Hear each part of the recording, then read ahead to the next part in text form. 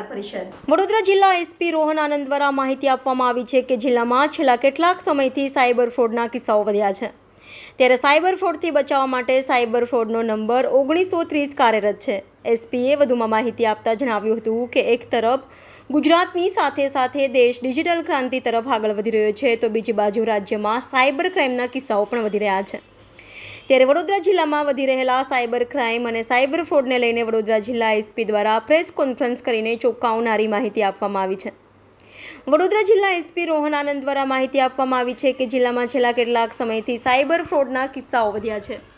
જનતાને સાયબર ફ્રોડથી બચાવવા માટે સાયબર ફ્રોડનો નંબર 1930 કાર્યરત છે। એસપીએ વધુમાં માહિતી આપતા જણાવ્યું હતું કે હાલ જાન્યુઆરીથી મે 2024માં ગુજરાતમાં 500 કરોડના ફ્રોડનો રિપોર્ટ થયો છે। રાજ્યમાં 27,000 જેટલા સાયબર ફ્રોડ કરવામાં આવ્યા છે, જેમાં ક્રેડિટ કાર્ડ, ઓટીપી સહિતના ફ્રોડનો સમાવેશ થાય છે। તો વધુમાં એસપી દ્વારા માહિતી આપવામાં આવી છે કે સૌથી વધારે શેર માર્કેટના નામે ફ્રોડ કરવામાં આવ્યા છે, જેમાં 250 કરોડની છેતરપિંડી આચરવામાં આવી છે। તો સાથે સાથે ઓટીપીને લગતા 20 કરોડના ફ્રોડ આચરવામાં આવ્યા છે। ક્રેડિટ કાર્ડને લગતા 30 કરોડના ફ્રોડ કરવામાં આવ્યા છે। સાયબર ક્રિમિનલ્સની ચાલાકીઓને લઈને વાકેફ કરતા એસપીએ જણાવ્યું હતું કે સાયબર ફ્રોડથી બચવા માટે તમારા ઓટીપી કે પાસવર્ડ કોઈને આપશો નહીં, તેમજ અનવેરિફાઈડ લિંક પર ક્યારેય ક્લિક કરવું નહીં। વધુમાં બેન્કિંગ સેફ્ટીને લઈને એસપીએ જણાવ્યું હતું કે નેટ બેન્કિંગ અને ઓનલાઈન પાસવર્ડ ચેન્જ કરતા રહેવું। તેમણે વધુમાં જણાવ્યું હતું કે જો સાયબર ફ્રોડ થાય તો તેની માહિતી તુરંત પોતાની બેંકને અથવા 1930 પર ફોન કરીને ફરિયાદ કરવી। आज मैं आप लोगों ने जो अपना साइबर फ्रॉड में हेल्पलाइन नंबर है 1930 આ બાબતમાં માહિતગાર કરવા માંગુ છું। ગુજરાત પોલીસના સાયબર ફ્રોડ માટે 1930 હેલ્પલાઇન એક્ટિવ છે અને જ્યારે પણ કોઈ માણસ સાથે સાયબર ફ્રોડ થાય ત્યારે એ તુરંત ગતિથી જ્યારે આ નંબર ઉપર ફોન કરે તો કેટલાક કાયદેસર પ્રવૃત્તિઓ ગતિમાન થઈ જતી હોય છે। હાલ જાન્યુઆરી 2024 થી મે 2024 સુધીમાં અમે લોકો જે ડેટા જોઈએ તો 1930 હેલ્પલાઇન ઉપર આખા ગુજરાતમાં આ સમયગાળા દરમિયાન લગભગ 500 કરોડ રૂપિયાની ફ્રોડનો ત્યાં રિપોર્ટ કરવામાં આવેલું છે। અને એમાં જો ફ્રોડ છે એક વાર મેં આપને થોડુંક વિગતવાર આપું છું। જાતજાતનો ફ્રોડ છે, મેજર 27 હેડનો ફ્રોડના 1930 ઉપર ઉલ્લેખ છે। દાખલા તરીકે ફેક આઈડેન્ટિટી ફ્રોડ છે, ઇન્વેસ્ટમેન્ટ ફ્રોડ છે, કાર્ડ ફ્રોડ છે, ઓનલાઈન શોપિંગ ફ્રોડ છે, વિધાઉટ ઓટીપી વાળું ફ્રોડ છે, નોન એપ્લિકેશન ફ્રોડ વગેરે વગેરે। અને આ ટોટલ 504 કરોડ જે અમાઉન્ટ મેં કહી રહ્યા છે જાન્યુઆરી 2024 થી મે 2024 સુધીનો, એમાં જો મોટા ભાગે જોઈએ તો જે ઇન્વેસ્ટમેન્ટ ફ્રોડ એટલે કે શેર માર્કેટ સ્કેમ છે એની અમાઉન્ટ લગભગ 250 કરોડ રૂપિયા જેટલી છે।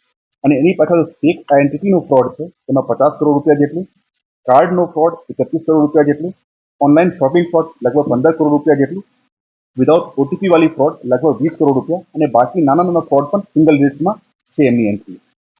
આગે આપણે જણાવવાનું કે મેન આ એક જો પ્રેસ કોન્ફરન્સ એમની હતી એ પણ છે કે જો આપણી પબ્લિક છે, જો આપણી આમ જનતા છે, મેં આપ લોકોને જો જુદા જુદા જાતનો ફ્રોડ છે મેં આપ લોકો સાથે શેર પણ કરાવવાના છું અને અમે લોકો આપની જો સોશિયલ મીડિયા પેजेस છે ત્યાં પણ શેર કરાવવાના છે તાકી લોકોને ખ્યાલ આવે કે કયા કયા ફ્રોડથી સાવચેત રહેવાની જરૂરિયાત છે।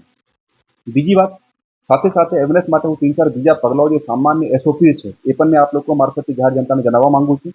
ફોર એક્ઝામ્પલ એક ખૂબ જ સામાન્ય વાત છે કે આપના ઓટીપી કે પાસવર્ડ કોઈ સાથે શેર નહીં કરવાનું।